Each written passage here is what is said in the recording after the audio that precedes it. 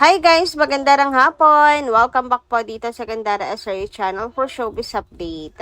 Ang tatalakayin nga natin ngayon at pag-uusapan, mga kakimpaw, ay pumapatungkol nga po dito sa hindi na po matiis na pagtrato po ng mga netizens kay Chinita Princess ng mga Kimpaw Lanchas. Kaya naman meron po silang panawagan para po sa It's Showtime. Pero bago po tayo magsimula, sa mga hindi pa nakaka-subscribe sa ating channel, pakiclick lang po tayo na ating subscribe button at notification bell na riyan po sa baba para mag-i-updated po kayo at ma-notify tuwing may bago tayong chika at balita hinggil sa Kimpaw. Maraming salamat! So, welcome back po again sa ating channel mga ka-creepy at dumako naman po tayo sa pagbabasa ng mga komento mula po sa ating mga subscribers. At ang napili po nating comment ngayon ay nagmula po dito kay Miss Annalyn Hiccup or Hiccup Iris Anna. Sabi po niya rito sa kanyang comment, "Good morning Gandara, basta pag walang Instagram ang isa siguradong magkasama sila."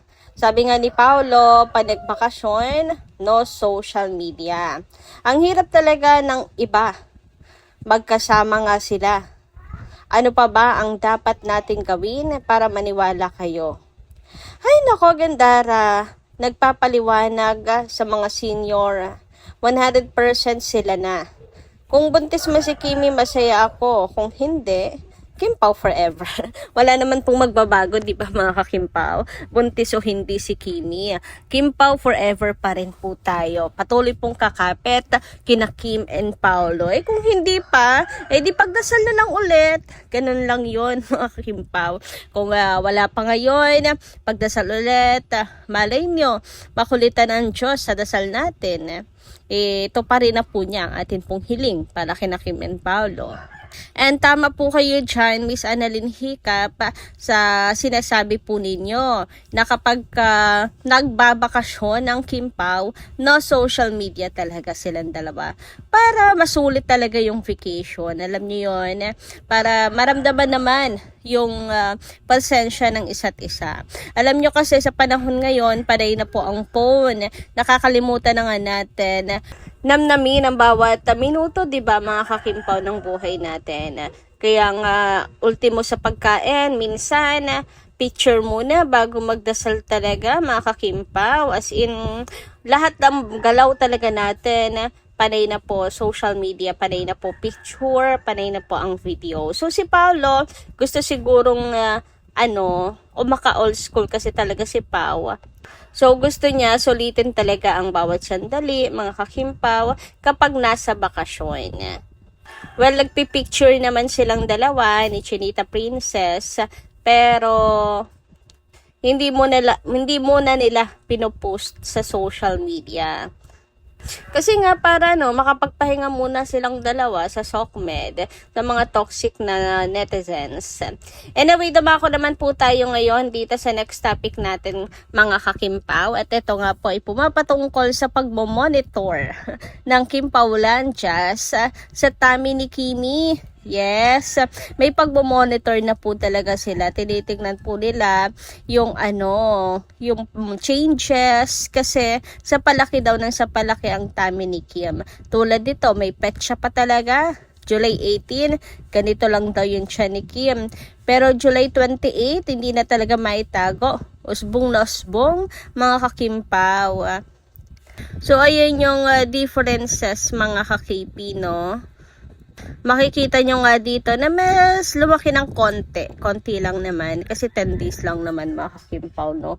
Pero ayun nga, hindi pa rin tayo sigurado kung talagang buntis nga ba si Kim, kasi nagwo-workout naman siya, sumasayaw naman siya mga kakimpaw. Ang hirap din pong umasa kasi baka mamaya busog lang si Kim Chiu. At saka mga kakimpaw sa ASAP Australia, 'di ba? Bigay todo po si Kim sa kanya pong performance, sa kanya pong dance prod, mga ka-KP. Well, napansin nila na nakaapak si Kim, hindi po nag-heels, pero delikado pa rin mga kakimpaw ang sumayaw ng tulad ng ganto kay Chinita Princess talaga. may yung binuhat-buhat pa siya, 'di ba? And si Paolo Avellino, hindi po yan palalagpasin. Kung si Kim po ay buntis, sabi hindi po siya papayag na sumayaw si Kim Chiu ng ganyan. Kanta na lang silang dalawa. Sigurado iingatan ni Paolo Avellino. Hindi niya hahayaan si Kim na gumaslaw sa kanya pong mga sayaw. Hindi po palalagpasin ni Pau yung mga choreo. Siguradong bibili na nila na ano lang yung step kay Kim kung hindi talaga mapigilan sumayaw si Chinita Princess. So, andun yung pag-iingat malamang. Kasi kung buntis si Kim, alam yan ni Paolo Avellino, di ba? Pababayaan ba naman ni Pau kung buntis nga si Kim? Di ba hindi naman mga hakimpaw? Sigurado ako, iingatan yan ni Paolo Avellino. May alam na rin naman si Pau sa bagay na yan. Naging anak na po niya si Aki. So malamang nailalagaan din niya si LG. At alam na rin niya yung mga dapat gawin at ingatan. Pwera kung nanganganay ulit si Paolo Avellino. Pero pag-pray na lang din natin mga hakimpaw. Kung buntis, always silang safe. And kung hindi rin naman, okay lang. Antay na lang ulit tayo kung kailan. Di ba mga kakimpaw? Samantala, dumako naman nga po tayo dito sa next topic natin. At ito po ay pumapatungkol sa pagpasok ni Kim sa Showtime kahapon. Yes po, present si Kim sa Showtime kahapon. And dahil dyan, present na naman po ang nagko-comment ng hindi po maganda kay Kim. Ando na naman na nagbabanta po sa buhay ni Chinita Princess. Basta pag present si Kim, present din po yun. Kaya naman, hindi na po matiis ng mga fans makita yung mga ganong komento para kay Chinita Princess. Kaya pinapadulog na po yan sa NBI at nananawagan po sa It's Showtime. Baka sakaling action na naman dahil masakit talaga sa mata. So, ito po yung kino-comment niya, mga kakimpaw. Nakailang report na rin po yan. Ewan ko, buhay na buhay pa rin yung kanyang account. So, hindi ko na po babasahin yung kanyang comment, no, mga kakipi. Pero tad talaga as in. Kita nyo naman yan, no? Sunod-sunod talaga at may pag-pray pa na emoji, no? Hand emoji. Meaning, hinahangad niya talaga na mangyari yan kay Kim Chiu. O diba, ano bang nagawa ni Kim sa kanya? At napaka, talaga niyang taong yan.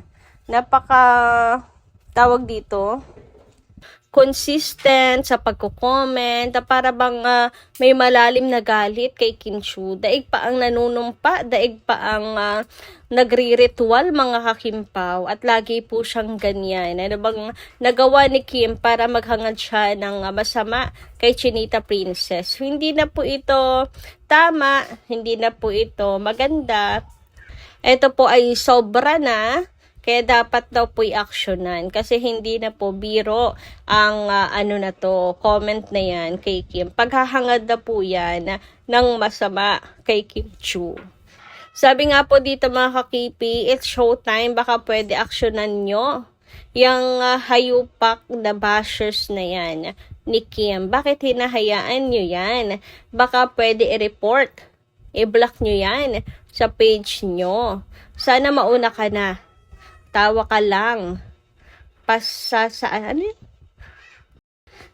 natin to sa X para masampulan. Ayan, sana ngay masampulan na mga kakimpaw. Matagal na yan. Ewan ko ba kung nababasa ba yan ng staff, nababasa ba yan ng ng Showtime. Kasi bakit hindi nila ina-actionan mga kakimpaw? Imposible namang hindi po nababasa nila. 'Di ba? Nababasa nila yan. Kawawa talaga si Kim Chiu. Tapos sasabihin si Kim ang bully, si Kim ang ang kontrabida, hindi po laging si Kim po ang biktima. Kung wala po ang mga fans, sino na lang ang magtatanggol? Sino na lang ang dedepensa para sa kanya? Sino na lang ang tatayo para sa kanya? 'Di ba wala mga kakimpaw bukod sa kanyang pamilya? Sila naman diyan sa sa showbiz. Kanya-kanyang hugas kamay naman 'yan. Hindi naman nila kayang tumayo dahil sigurado na madadamay sila. And kung hindi ayos ang estado mo sa industriya, sigurado na malilintikan ka. Ulad na nga lang yan, sa Showtime, 'di ba? Kapag kasi Kim Pong nababatikos, meron ba sa kanila na tumayo para kay Kim? 'Di ba ganga yung nagkasagutan pa si Kim at saka si Vice sa social media or sa X, ang tahimik nila at ang awkward pa, mga kakimpaw, lalo na kapag si Kim ang nagsasalita, bigla silang tumatahimik, 'di ba? So kung wala po ang mga fans, sino na lang magtatanggol kay Kim? Kawawa na lang talaga po si Chinita Princess. Ang hirap po sa mundo ng pag-aartista. Natatakot rin kasi sila syempre na madamay. Lalo na kung wala naman silang matatag na fan base na magtatanggol po sa kanila, 'di ba? Kaya wag po nilang sinisilip ang fans ni Kimi dahil ginagawa lang naman po nila ang tingin nila'y tama para depensahan at ipaglaban si Kim Chiu. So kayo guys, anong inyong masasay patungkol dito? Comment ka lang po dyan sa baba. Hanggang dito lang muna ating update. Maraming salamat po sa pakikinigan. Kita kasi po muli sa susunod natin chika. Maraming salamat at ingat po palagi.